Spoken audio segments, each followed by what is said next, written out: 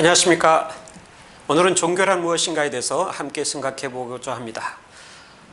종교에 대해서는 많은 학자들이 여러 가지 측면에서 여러 가지 차원에서 정의를 내리고 규정을 하고 있습니다. 이 모든 것들을 살펴본다고 하는 것은 거의 불가능합니다. 그래서 오늘은 프리드리히 다니엘 에른스트 슐라이마라는 학자의 사상을 통해서 종교의 본질을 규명해 보려고 합니다. 슐라이마에 대해서는 전에도 잠깐 언급을 했습니다마는 철학자인 동시에 기독교 신학자이고 또 목사이기도 합니다.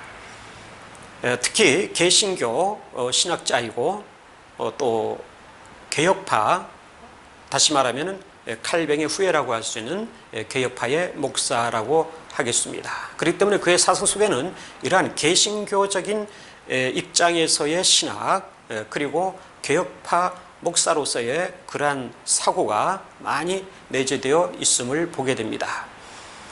어떻든 이 슐라이마를 통해서 우리가 종교의 정의 또는 종교의 본질을 살펴보게 되는데 왜 슐라이마를 우리가 다뤄야 되느냐 하는 것을 먼저 말씀드리려고 합니다. 슐라이마는 칼 바르트도 지적하고 있듯이 19세기의 교부라고 할 수가 있겠습니다.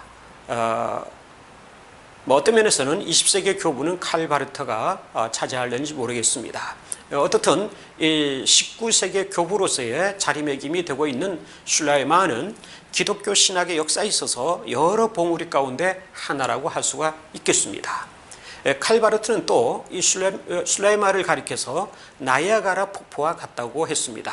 즉 자기 시대 이전의 모든 신학적인 사상들을 자기 안에 흡수를 하고 그것을 자기 나름대로 소화를 한 다음에 순간적으로 방출해낸 그러한 학자라고 하는 겁니다. 이 방출의 힘이 얼마나 큰지 19세기 이후에 모든 신학이 영향을 받게 됩니다. 그래서 칼 바르트에 의하면은 자유주의 신학도 영향을 받았고 보수주의 신학도 영향을 받았고 중도적인 그러한 입장에 있는 사람들도 그의 신학에 영향을 받았던 것입니다.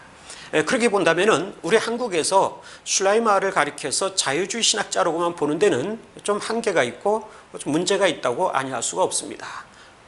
칼 바르트의 말을 통해서 본다면은 슐라이마는 자유주의적 사고를 가지고 있을 뿐만 아니라 보수주의적 사고도 갖고 있고 중도주의적 사고도 갖고 있습니다. 여담입니다마는 프라이라고 하는 학자는 슐라이마하의 사상을 중도적 입장에서 보고 있습니다. 그러니까 자유주의 신학이 아니죠. 보수주의 신학도 아니고 중도적 입장을 취하고 있는 학자라고 보고 있습니다. 어떻든 그와 같이 위대한 그리고 훌륭한 인물의 사상을 통하여서 이 종교의 규정을 본다고 하는 것은 굉장히 중요한 일이 아닐 수가 없습니다. 그가 1799년에 쓴 처녀작이라고 할 수 있죠. 종교론이라는 책이 있는데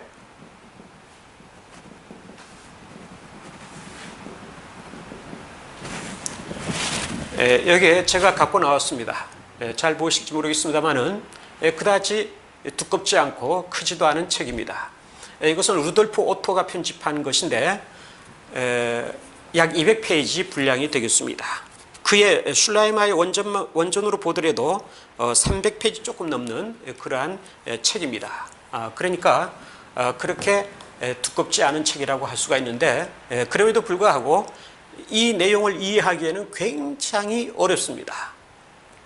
방대한 저작을 읽는 것과 마찬가지로 어떤 면에서는 그것보다도 더 힘들고 어려운 과정을 겪지 않으면 안 될 정도의 그러한 책이라고 할 수가 있습니다. 곁들여서 말씀을 드린다면 슐라이마의 모든 책은 그렇습니다. 단어 하나하나에 스며 있는 그 깊은 의미와 내용이라고 하는 것은 이루다 말을 할 수가 없습니다. 그렇기 때문에 우리가 이 슐라이마의 사상을 제대로 이해하기 위해서는 그의 텍스트를 직접적으로 분석하고 연구하는 게 필요하다고 하겠습니다. 예를 들면은 그가 쓰는 단어 하나를 사전에서 찾아낸다든지 어떤 다른 일반적인 책에서 찾아낸다든지 그렇게 해서 해석을 하게 되면은 완전히 오해를 하고 말게 됩니다. 그의 단어, 그의 개념 하나하나를 우리는 그의 사상 속에서, 그의 텍스트 속에서 이해를 하고 거기에서 의미를 찾아내지 않으면 안 된다고 하는 것을 먼저 알아야 될 줄로 믿습니다. 이 위버디 렐리곤이라고 하는 책은 흔히 종교론이라고 얘기가 됩니다. 한국에서는 최신한 교수님이 이 책을 번역하셨죠. 여러분 기회가 되시면은 한국어로 번역된 책을 찾아서 읽어보시기를 바랍니다.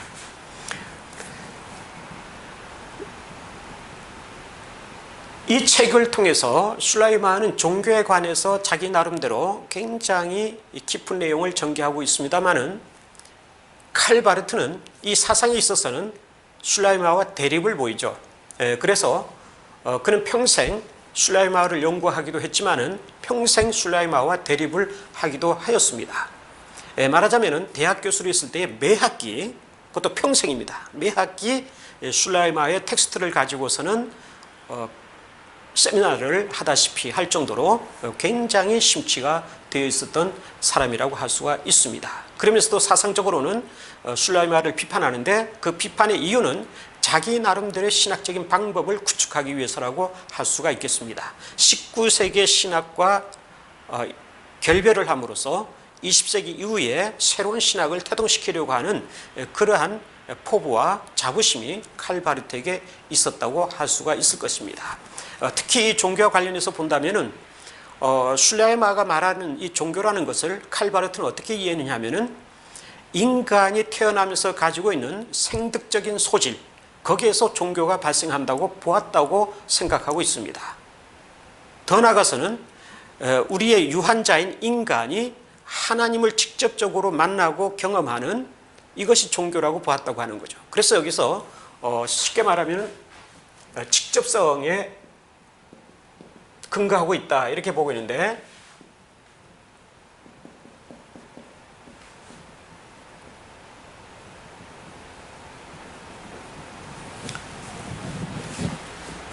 다시 말하면은 우리 인간과 하나님 사이에 중보자가 없이 예수 그리스도나 성령이 존재하지 않은 상태에서 인간이 직접적으로 하나님을 만나는 그러한 것을 주장했다고 얘기를 하게 되죠.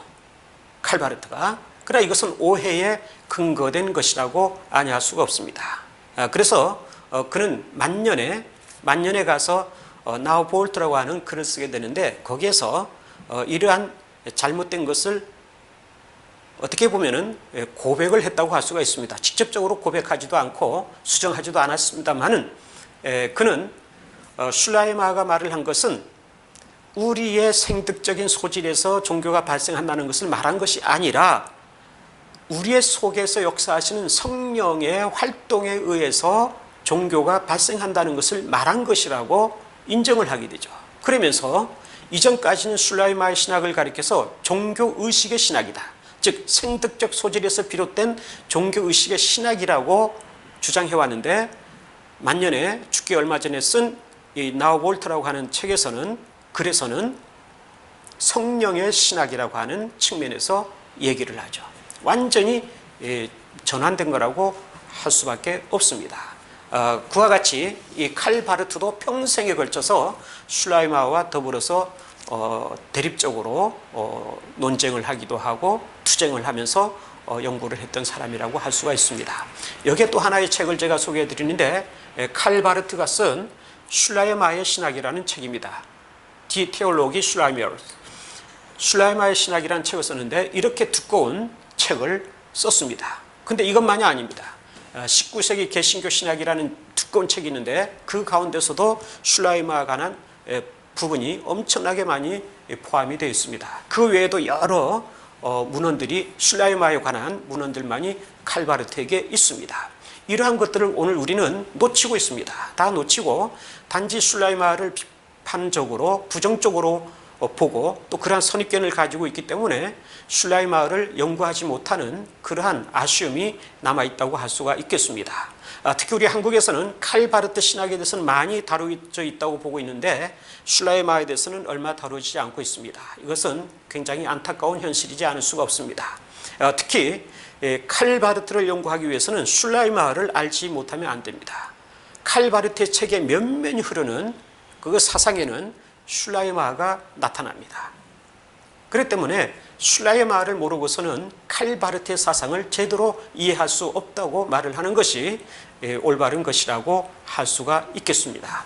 어떻든 그러한 점을 우리가 생각하면서 슐라의 마을에 대한 연구에도 힘을 기울여야 될 필요가 있다고 생각을 합니다. 특히 젊은 학자들 중에서 슐라의 마을에 대해서 평생을 연구하는 사람들이 많이 나타나기를 기대해 봅니다. 이 종교론이라고 하는 책은 부제를 보면은 종교를 멸시하는 교황인들을 향한 강연이라고 되어 있는데 이것은 실제로 강연이 이루어진 책은 아닙니다. 5부분으로 되어 있는데 저는 이 강연을 강화라고 하는데 5부분으로 이루어져 있습니다. 이 전체를 오늘 우리가 살펴볼 수는 없습니다. 그래서 첫째와 둘째 그리고 5번째 나타난 내용을 요약해서 말씀을 드리면은 종교에 관해서 쉽게 이해를 할 수 있으리라고 생각을 합니다. 그러나 우리가 일반적으로 생각하는 또는 애매하게 생각하고 있었던 종교에 대한 개념이든지 종교에 대한 정의든지 이러한 건 굉장히 다릅니다. 여기서는 어떤 중립적인 차원에서 다루는 게 아닙니다. 중립적인 차원에서 다룬다고 하는 것은 종교학이나 종교 철학적 관점에서 종교를 다루는 게 아니라고 하는 거죠. 슐라의 마을은 철저하게 기독교 신학의 입장에서 종교를 다룹니다. 다시 말하면 기독교 신학의 과제로서의 종교를 취급하고 있다고 하는 것이죠. 그렇기 때문에 이러한 사실을 우리가 먼저 염두에 두고 이해를 하지 않으면 안 된다고 생각을 합니다. 자, 그러면은 그 내용으로 들어가서 볼 때 첫 번째로 제1강화의 타이틀은 아폴로기입니다. 변증이라고 하는 거죠. 종교 변증입니다. 종교를 변증한다는 거죠. 누구에게? 그 당시에 계몽주의 시대 이후에 살고 있었던 교양인들, 지성인들을 향하여서 변증을 하는 내용이라고 하겠습니다. 그럼 그 당시 지성인들은 어떠한 생각을 가지고 있었냐 하면은 크게 두 가지로 얘기할 수가 있는데 하나는 그들의 관심사입니다. 그들의 관심사는 철저하게 인류의 문제 또는 조국 또는 예술 또는 학문 이러한 것에만 호기심이 있었다고 하는 거죠. 그렇기 때문에 종교에 대해서는 관심이 없었습니다. 관심이 없을 뿐만 아니라 더 나아가서는 종교를 멸시하죠. 아주 경멸합니다. 종교는 없어도 된다는 거죠. 종교는 필요가 없다는 겁니다. 오늘 우리 시대와 마찬가지라고 이해를 해도 과언이 아닐 것입니다. 종교의 불필요성을 강조하게 되죠. 그러다 보니까 이들에게 있어서는 신이라는 존재 또는 영혼이라는 것 또는 영혼불멸 이런 것에 대해서도 관심이 없다고 하는 거죠. 이게 슐라의 마을가 지적하는 바였습니다. 그리고 더 나아가서는 이 지성인들은 교양인들은 종교를 철학화하죠. 그리고 또 하나는 종교를 도덕화하죠. 이 철학이라고 하는 것은 특히 형이상학을 말합니다.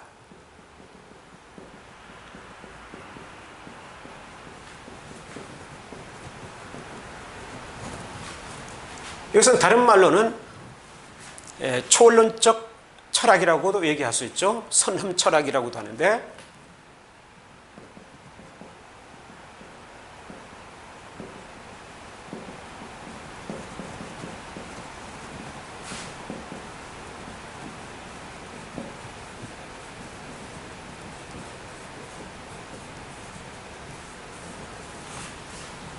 이것은 다시 말하면은 순수 이성을 통해서 신의 존재를 규명하려고 하는 거죠. 이성에 근거하고 있는 거죠. 도덕 역시 마찬가지라고 할 수 있습니다. 도덕도 이성에 근거한 것인데 이것은 모럴이죠. 도덕적인 실천을 강조하는 것인데 좀 더 구체적으로 말씀을 드린다면은 형이상학에 있어서는 형이상학과 도덕 이 둘은 전부 그 동일한 대상을 취하고 있죠. 즉 신이라고 하는 동일한 대상을 취하고 있죠. 그런데 철학은 그 신의 존재를 순수이성을 통해서 규명하려고 하죠. 우리가 잘 알다시피 존재 증명을 통해서 그 존재의 필요성을 연역해내려고 하는 그러한 작업을 하죠. 그리고 더 나아가서는 이 존재의 근거를 추적하고 더 나아가서는 이 존재의 본질과 속성을 규명하고 파악하고 서술해내려고 하는 것이 바로 형이상학이라고 할 수가 있겠습니다. 그리고 도덕이라고 하는 것은 역시 우주 또는 신을 대상으로 하는데 신과 인간의 관계 속에 있어서 어떤 의무체계를 강조하죠. 인간에게는 의무체계가 주어지는데 이 의무를 따라서 살아야 된다고 하는 거죠.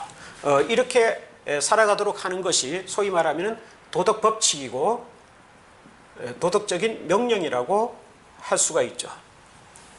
근데 이것은 칸트의 영향을 받은 것이라고 할 수 있는데 물론 슐레이만은 이 책에서는 얘기하지 않고 있습니다. 슐레이만은 칸트를 굉장히 심도 있게 연구를 했던 사람입니다.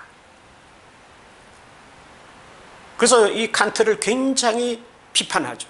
굉장히 비판하면서 자기의 사상 속에서 칸트와는 다른 면모를 통해서 신학의 내용들을 구축해 나가고 있는 것을 볼 수가 있습니다.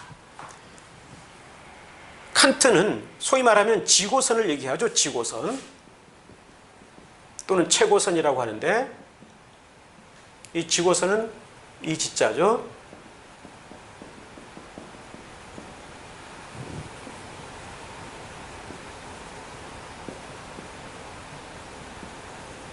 라틴어로는 순문 보눔이라고 그러죠. 지고선. 이것은 하나의 아프리오리죠.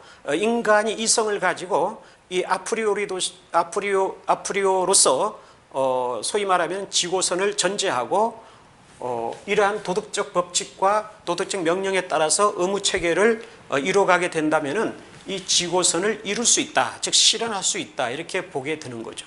물론 칸트는 이 지고선을 인간의 노력과 인간의 의지, 인간의 행위를 통해서 제대로 이룰 수 없다고 보죠. 왜냐하면 인간에게는 악이 있기 때문에 소위 말하면 기독교적으로 말하면 죄가 있기 때문이라고 하는 거죠. 그래서 인간의 연약성 이것 때문에 이룰 수 없다고 보죠. 그래서 그가 얘기하는 것이 신이 존재한다고 요청을 해야 된다고 하는 거죠. 우리가 신학생 때 흔히 들었던 요청되어진 신이라고 하는 게 바로 여기서 나오는 겁니다. 신이 존재한다고 요청을 함으로써 인간의 그 연약성을 신에게 의지하고 신의 힘을 빌려서 신의 능력을 통해서 이 도덕 법칙을 이루어가는 삶을 삶으로써 결국 지고선을 실현할 수 있는 게 아니냐 이렇게 보는 거죠. 거기서 인간의 행복을 논하고자 하는 것입니다. 어쨌든 이러한 것이 도덕인데 슐레이만은 이 철학과 도덕 둘 다 이성에 근거한 것이라고 보는 거죠. 이게 굉장히 중요한 파악이라고 할 수가 있습니다. 이성에 근거하고 있다고 하는 것은 다시 말하면 인간이 주체라고 하는 거죠. 인간이 주체적인 것이고 인간의 내재적인 것 속에서 표출된 것 또는 발생된 것 성립된 것 이것이 바로 철학이고 도덕이라고 하는 것입니다. 이에 대해서 슐레이만은 비판을 하기 시작합니다. 이러한 내용에 대해서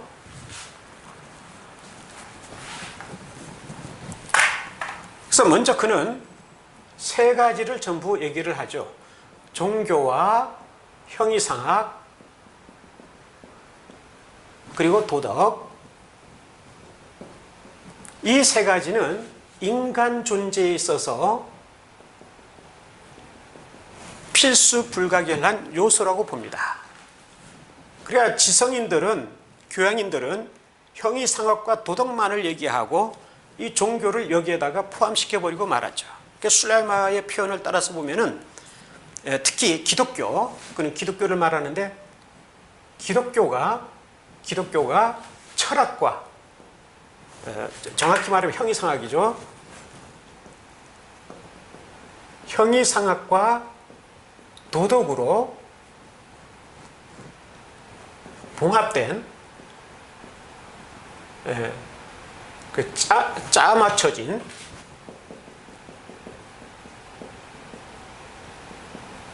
짜 맞춰져서 봉합된 것으로 변하고 말았다. 이런 말을 하죠. 기독교가 형이성학과 도덕으로 짜 맞춰져서 봉합된 것으로 변하고 말았다. 쉽게 말하면 믹스가 되고 말았다고 하는 거죠. 그래서 그런 말하기를 이 18세기 이후의 기독교는 이성적 기독교가 되고 말았다. 이런 말을 하죠. 이성적 기독교가 되고 말았다. 근데 이것은 기독교의 본래 모습이 아니죠.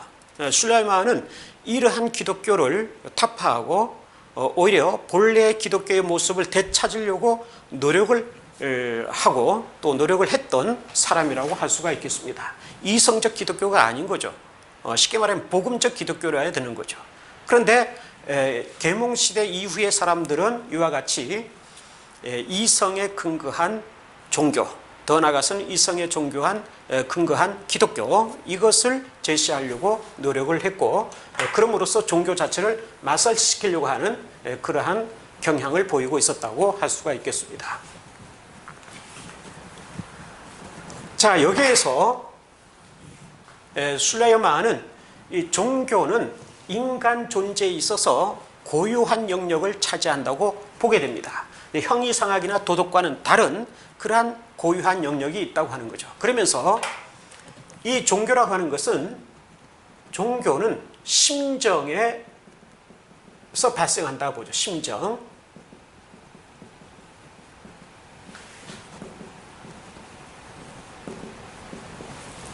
이 심정이란 말이 많이 오해가 되곤 하는데 어떤 사람들은 이것을 필링이라고 보는 사람이 있습니다. 그래서 많은 오해를 하고 있는데 종교는 그래서 필링에서 발생한다고 슐라이마가 보았다 이렇게 얘기하는 사람이 있죠.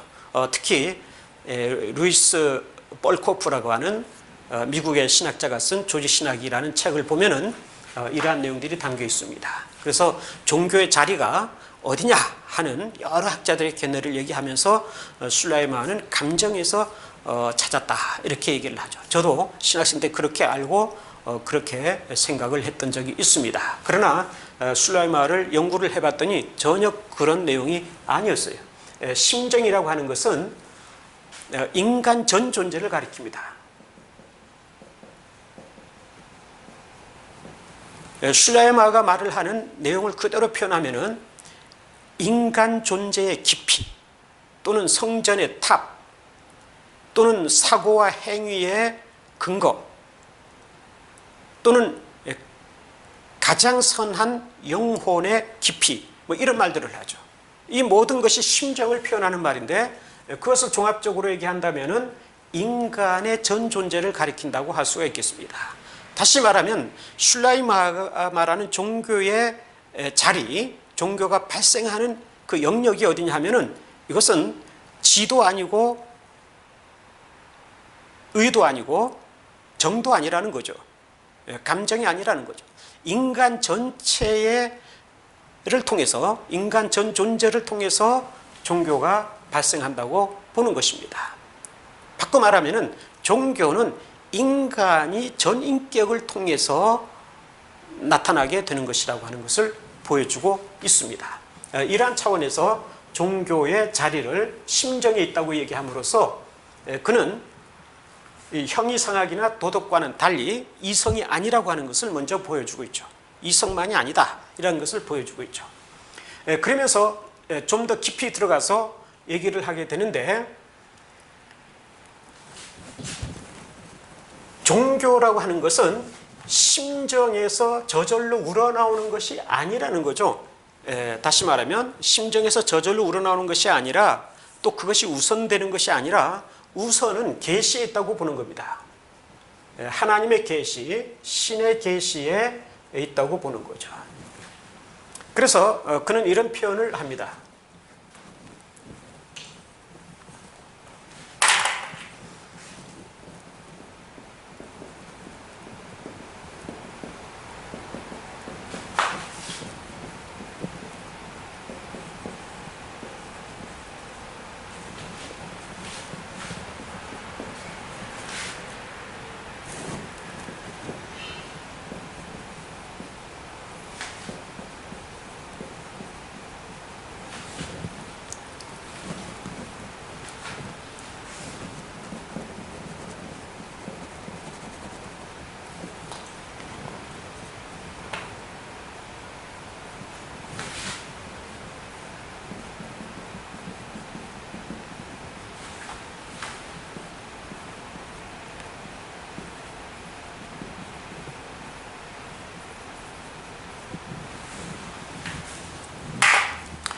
Die Religion ist weder denken noch handeln, sondern Anschauung und Gefühl des Universums. 종교라고 하는 것은 사고가 아니라는 거죠. 사고가 아니고 행위도 아니라는 거죠. 행위도 아니라. 오히려 직관.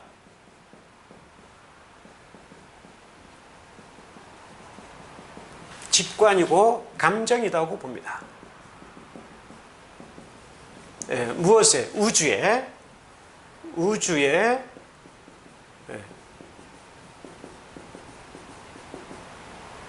우주의 직관과 감정이다. 이렇게 보고 있죠. 이 사고가 아니라는 말은 아까 말한 형이상학, 거기에 연결되는 말이라고 해도 과언이 아니겠습니다. 즉 종교라고 하는 것은 형이상학적인 그러한 철학에 있는 것도 아니고 행위, 도덕적 실천에 있는 것도 아니다. 그것이 종교가 아니다. 종교는 우주의 직관과 감정이다. 이런 말을 하고 있는데, 먼저 이 우주라고 하는 것은, 우니베르숨사라고 하는 것은 굉장히 해석하기가 난해한 그러한 단어입니다. 이 종교론에 재입한 이후에서는 우주를 신으로 바꿔놓고 있죠. 슐라이마가 신으로 바꿔놓고 있는데, 이것은 제가 연구를 통해서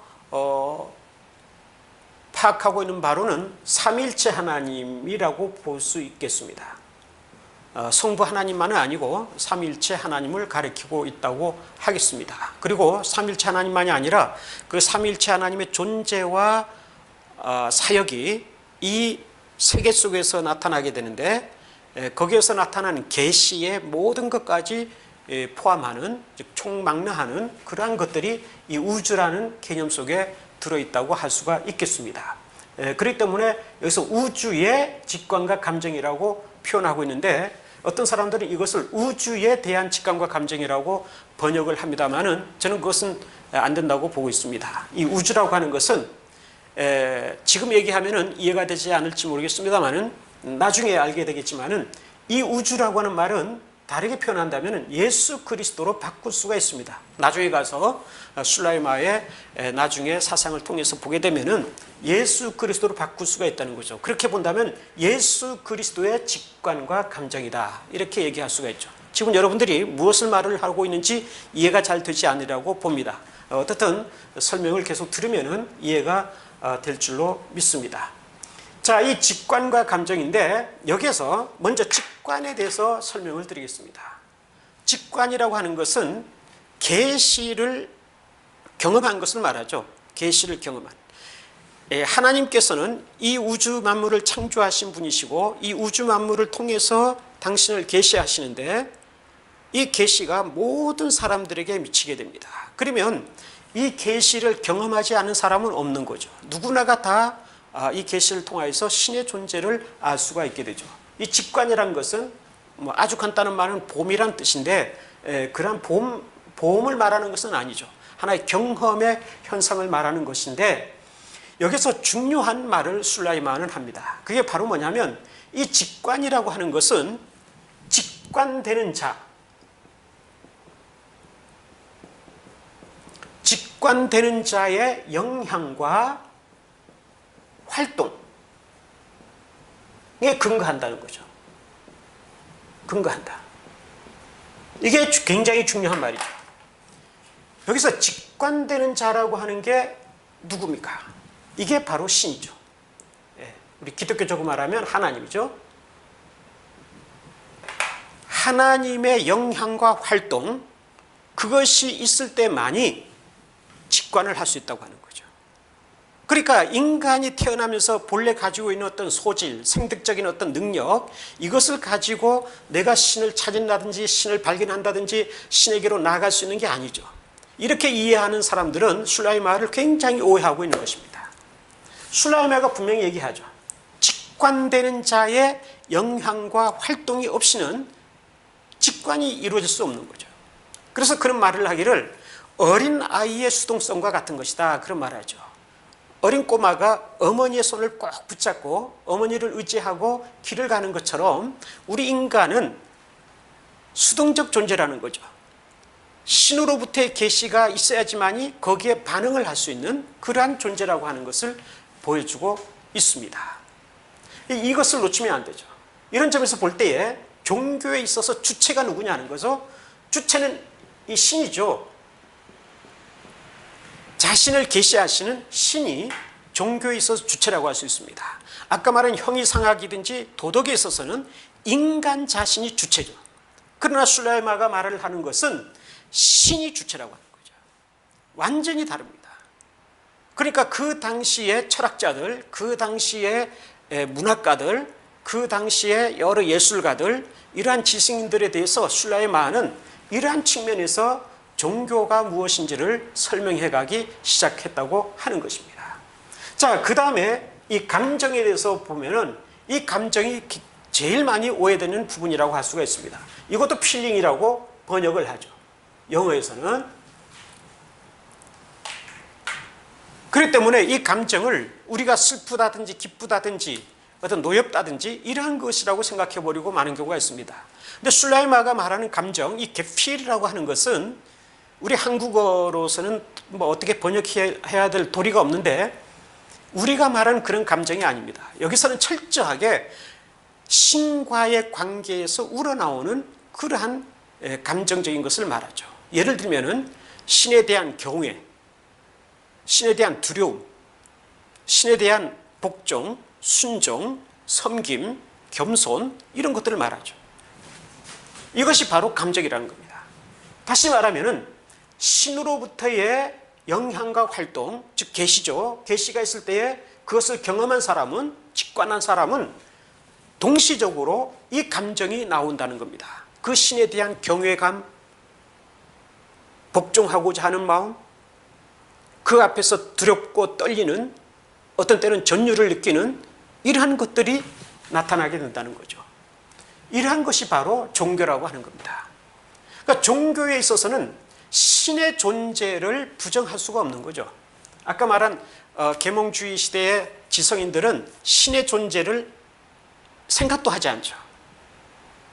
그러나 술라이마는 여기에서 신의 존재를 전제하고 또 신의 계시를 전제하고 또 그것을 우선시하고 거기서부터 종교가 발생한다고 하는 것을 보여주고 있습니다. 자, 그리고 더 나아가서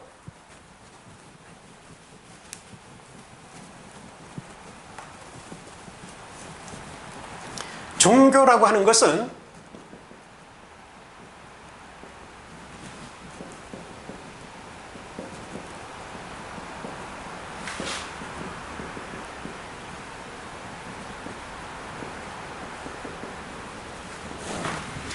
Die Religion ist Sinn und Geschmack, Fürs unendlich. 종교라고 하는 것은 느낌이죠. 느낌. 그리고 맛이라고 하는 겁니다. 누구에 대해서? 무한자에 대해서. 여기에 무한자라는 개념이 나오기 시작합니다. 무한자에 대해서 가지는 느낌과 맛이라고 하는 거죠. 이 느낌과 맛이라고 하는 것은 단순히 경험적인 차원을 얘기하는 것인데 다른 말로 표현한다면은 이것은 직접적 경험이라고 할 수가 있죠. 직접적 경험. 느낀다는 거죠. 느끼는 것.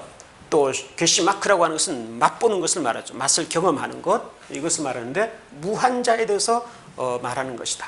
아까는 우주라는 말을 써왔는데 여기서 벌써 무한자라는 말로 조금 바뀌고 있죠. 이 무한자로 하는 신을 가리키는 거죠. 그러면은 여기서 우리가 몇 가지 생각해 볼 게 있는데 슐라이마가 말을 하는 것은 개별자든지 또는 유한자, 더 나아가서는 인간성 속에서 무한자를 발견할 수 있다고 봅니다. 무한자를 발견할 수 있다. 이것은 전부 무엇입니까? 이 세상에 창조된 모든 것들을 말하죠. 창조된 것들, 만물과 더 나아가서는 우리 인간, 이 인간 속에서 무한자를 발견할 수 있다고 보죠. 자, 더 나아가서는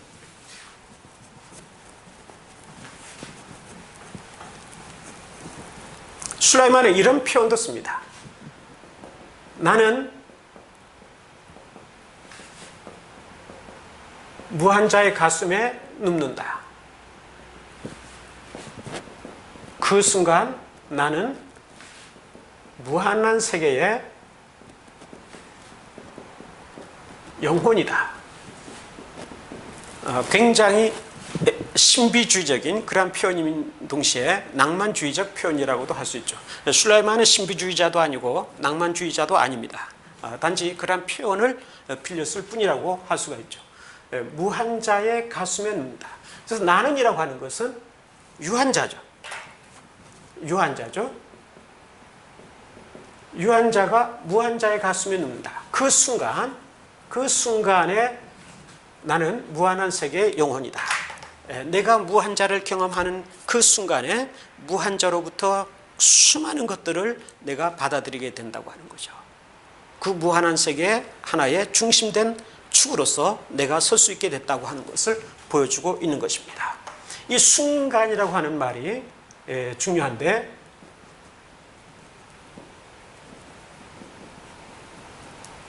독일어는 아우겐블리크라고 하는데 이것은 굉장히 짧은 시간을 말하죠. 우리의 시간관념으로서는 해석될 수 없는 또는 계산될 수 없는 이해될 수 없는 그러한 시간으로서의 순간이라고 할 수가 있겠습니다. 즉 유한자와 무한자가 만나는 그 순간에 나는 무한한 세계의 영혼이다. 이렇게 얘기하는 거죠. 그래 더 나가서 어떤 말을 하느냐면은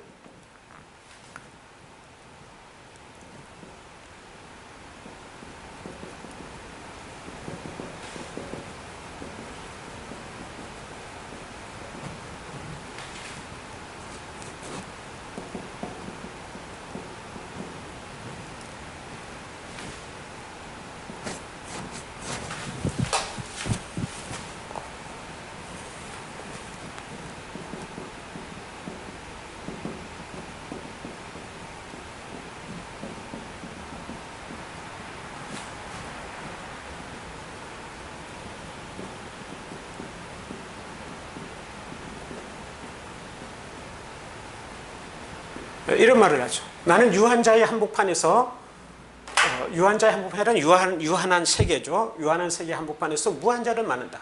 그 순간에 있어서 영원인 것이 종교의 불멸이다. 이런 말을 하는데 먼저 여기도 순간이라는 말이 나오죠. 순간. 이거 똑같이 아우겐블릭입니다. 그 순간에. 여기서도 나는 유한자의 한복판에서 나와 유한자는 전부 같은 거죠. 유한자의 한복판에서 무한자를 만난다. 유한자와 무한자와 만나는 거죠. 만나는데 그 만나는 순간에 있어서 여기에 중요한 말이 나오죠. 영원인 것. 만나는 순간에 영원이다. 근데 유한자와 무한자가 만나는 그 순간에 영원이 이루어지게 되는데 이것이 종교의 불멸이다. 이런 말을 하죠. 굉장히 중대하고 심오한 말을 하고 있습니다. 유한자와 무한자가 만나는 그 순간, 그것이 곧 영원인데 이것이야말로 종교이고 종교의 불멸성이다. 이런 말을 하죠. 여기서 곁들여서 말씀을 드린다면 칼 바르트가 로마서라는 책에서 영원의 지금이란 말을 하죠. 영원의 지금 또는 영원한 지금이란 말을 하죠. 지금은 지금인데 영원한 지금, 영원한 순간 또는 지금이라고도 얘기하는 수가 있습니다만은 영원의 순간이란 말을 바르트가 합니다. 이것은 철저하게 슐라이마에서 온 거라고 아니할 수가 없죠. 슐라이마를 비판하면서도 슐라이마의 이러한 사상을 자기 속에 받아들이고 있는 것을 볼 수가 있습니다. 자, 이러한 점을 볼 때에 쉽게 말하면은 유한자가 무한자를 만나고 경험한다는 거죠. 이것이 바로 종교의 본질이라고 하는 것입니다. 자, 종합해서 결론적으로 말씀을 드리면은 여기까지의 결론을 말씀드린다면은 종교의 본질이란 뭐냐? 종교의 본질이라고 하는 것은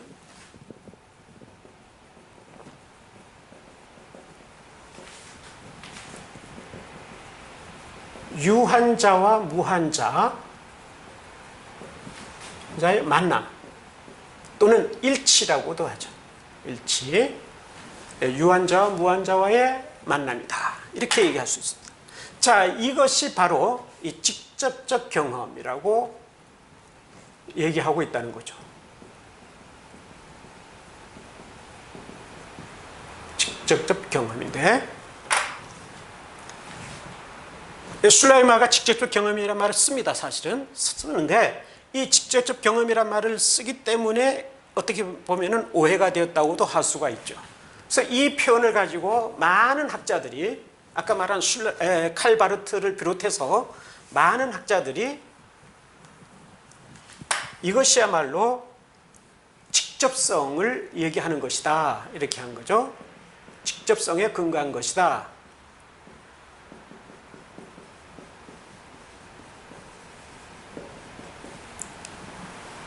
그의 종교 위에는 직접성에 근거하고 있다.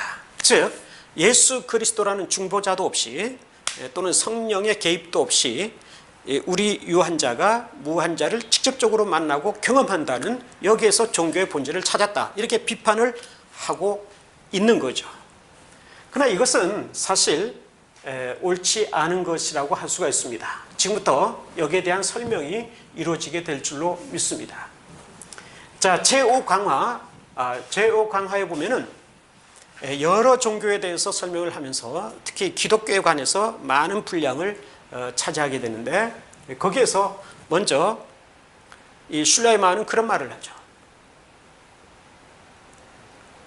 전에도 한번 언급한 적이 있습니다만은,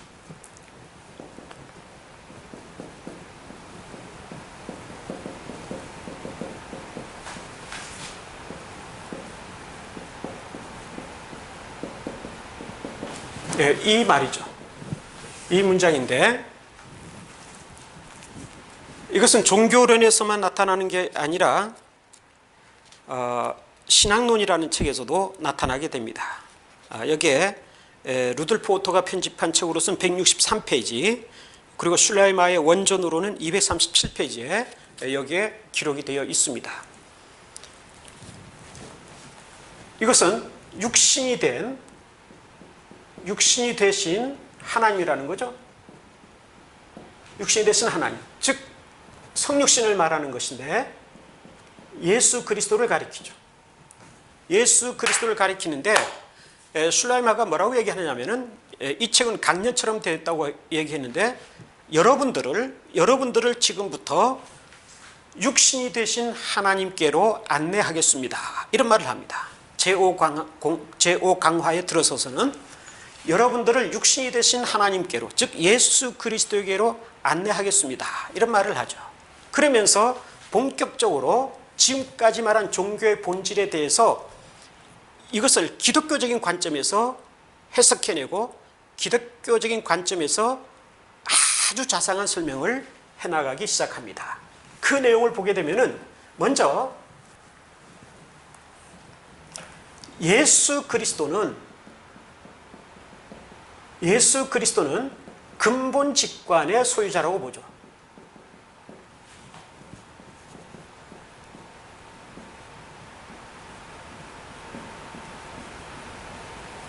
그런데 안샤웅이라는 말을 쓰는데, 또는 중심 직관이라는 말도 씁니다. 센트럴 안샤웅이라는 말을 쓰기도 하는데, 근본 직관. 즉 아까까지는 우리가 직관이라는 말만 쓰는데, 여기서는 근본 직관이라는 말을 쓰죠. 다시 말하면은 가장 원초적인 직관을 소유한 자가 예수 그리스도라고 하는 거죠. 그렇게 본다면은 우리 유한자, 우리 개별적인 인간 한 사람 한 사람이 소유하고 있는 직관이라고 하는 것은 근본적인 게 아니죠.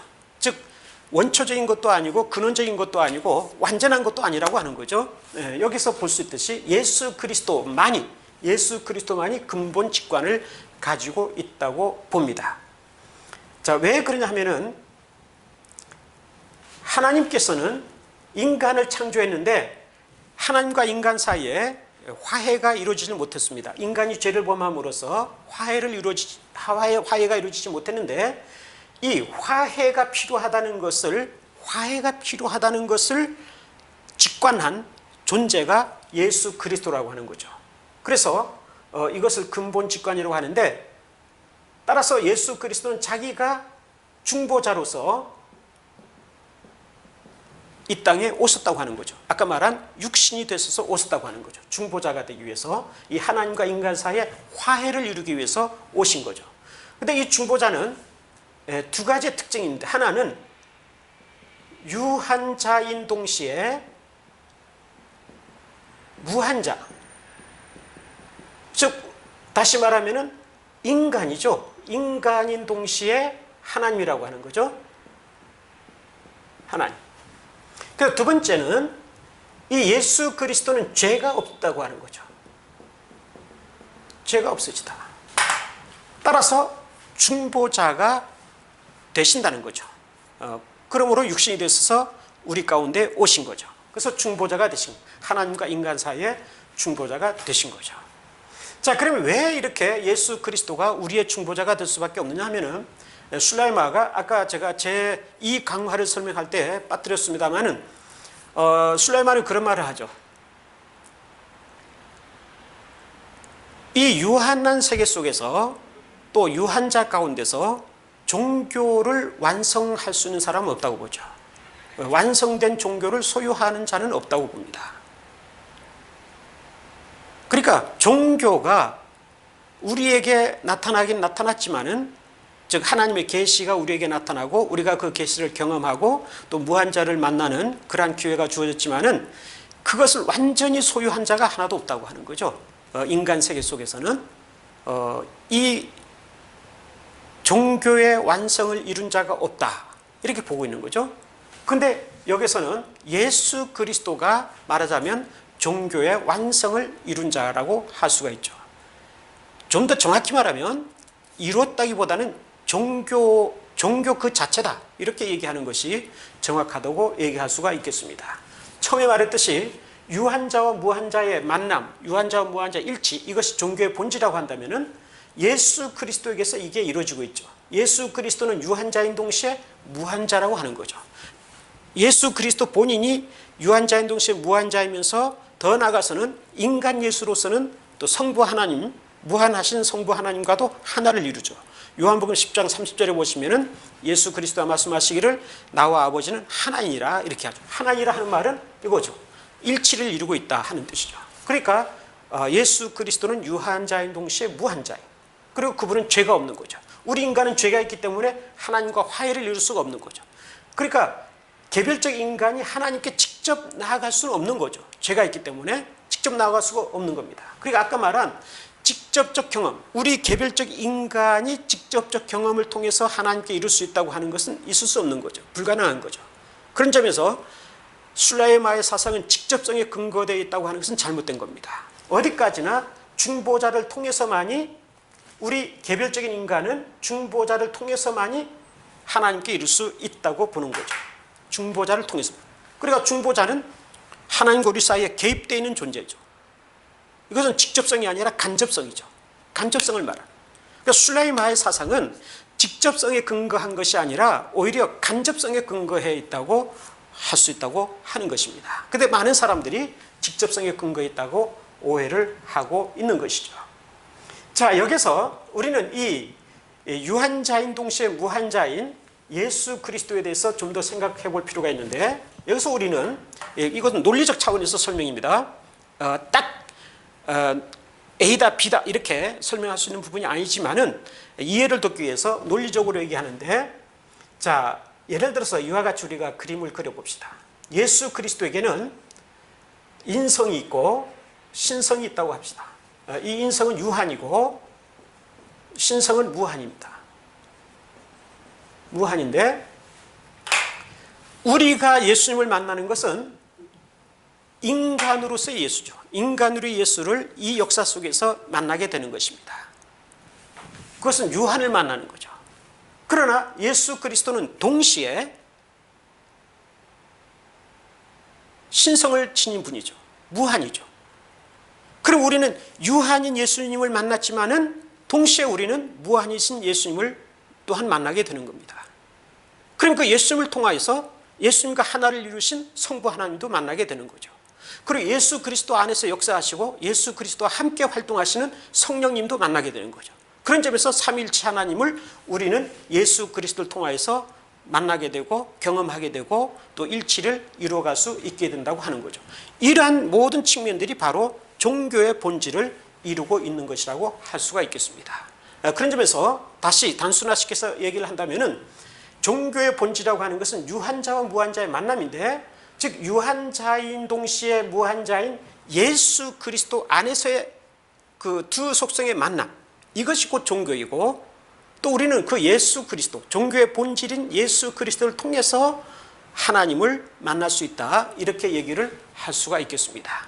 그래서 슐라이마에게서 종교의 본질이라고 하는 것은 우리가 생각하는 그러한 종교의 차원이 아니에요. 예수 그리스도가 종교라는 겁니다. 예수 그리스도가 종교 그 자체이고, 오늘 우리 식으로 말한다면 계시 그 자체라고 하는 거죠. 이와 같이 유한과 무한의 합치, 일치, 이 속에서 종교의 본질을 찾아낸다고 할 수가 있겠습니다. 마지막으로 한 가지만 더 말씀을 드린다면은, 슐라이마는 이 제5강화의 마지막 부분에서 이런 말을 하죠.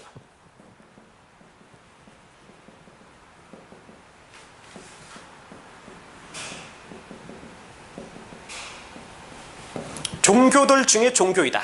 기독교를 가리켜서 종교들 중에 종교이다, 이런 말을 하죠. 그러니까 타 종교 사람들은 이 말에 대해서 비판적일지 모르겠습니다만은 슐라이마는 과감하게 이 말을 쓰죠. 기독교야말로 종교들 중에 종교이다. 이것은 왜 그러냐 하면, 아까 말했듯이 기독교만이 예수 그리스도를 소유하고 있기 때문에 그렇습니다. 다른 종교는 예수 그리스도가 없어요. 종교 그 자체이신 예수 그리스도가 없죠. 그러나 기독교는 종교 그 자체이신 예수 그리스도를 소유하고 있기 때문에 기독교만이 종교들 중에 종교라는 이런 표현을 쓰고 있는데, 이것은 제가 해석을 한다면 참 종교다, 그런 의미라고 해석을 할 수 있다고 봅니다.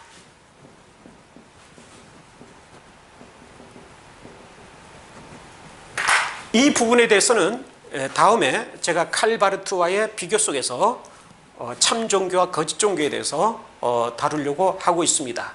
그때까지 기다려 주시면 감사하겠습니다. 어쨌든 슐라이마는 이러한 예수 그리스도야말로 종교 그 자체라고 주장함으로써 예수 그리스도를 소유하고 있는 기독교야말로 종교들 중에 종교라고 하는 그러한 논리까지 전개하게 되었습니다. 오늘은 여기까지 하겠습니다.